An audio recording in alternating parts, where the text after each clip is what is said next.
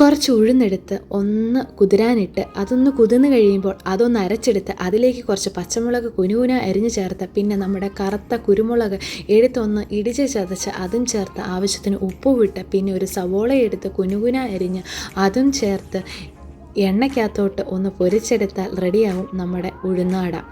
നാട് വിട്ടാൽ നാട്ടിലെ ബേക്കറികളിൽ ഇരിക്കുന്ന ഉഴുന്നുവടയും പരിപ്പുവടയും ഉള്ളിവടയും സുഖിയനും ഒക്കെ തിരിച്ച് നാട്ടിൽ ഫ്ലൈറ്റ് എടുത്ത് ചെന്നാലേ ആ ഒരു ടേസ്റ്റിൽ കഴിക്കാൻ പറ്റത്തുള്ളൂ.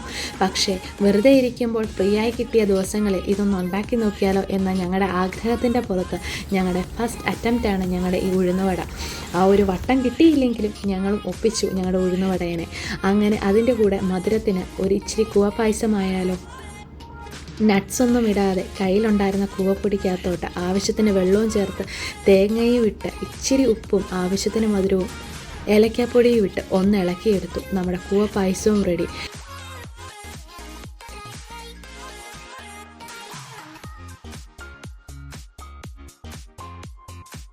കുറച്ച് തേങ്ങ എടുത്ത് തേങ്ങയ്ക്കകത്തോട്ട് മുളക് പൊടിയിട്ട് പുളിയും വെച്ച് ആവശ്യത്തിന് ഉപ്പും ചേർത്ത് ഇച്ചിരി വെള്ളവും ഒഴിച്ച് ഒന്ന് അരച്ചെടുക്കുക. പിന്നെ ഗ്യാസ് ഒന്ന് ഓണാക്കി ഇച്ചിരി എണ്ണയൊഴിച്ച് ഒരു പാത്രത്തിലേക്കാട്ടോ എണ്ണയൊഴിച്ച് അതിലേക്ക് കടുകും ഇട്ട് കറിവേപ്പിലയിട്ട് വത്തലമുളകും ഇട്ട് ഒന്ന് കടുകിട പൊട്ടി താളിച്ചെടുത്താൽ നമ്മുടെ ചമ്മന്തി റെഡിയായി. നമ്മുടെ ചമ്മന്തിയും ഉഴുന്നുവടയും നമ്മുടെ കൂവപ്പായസവും കൊണ്ട് ഞങ്ങൾ പോയത് കടലിൻ്റെ തീരത്താണ്. ഇവിടെ ഈ മാൽദീവ്സിലെ ഐലൻഡുകളിലൊക്കെ ആൾക്കാർക്ക് ഒന്നിച്ചു കൂടാനും അവർക്ക് സംസാരിക്കാനും ഫുഡ് കഴിക്കാനും ഒക്കെ ഇങ്ങനെ സെപ്പറേറ്റ് ഏരിയ തന്നെ തിരിച്ചിട്ടിട്ടുണ്ട്.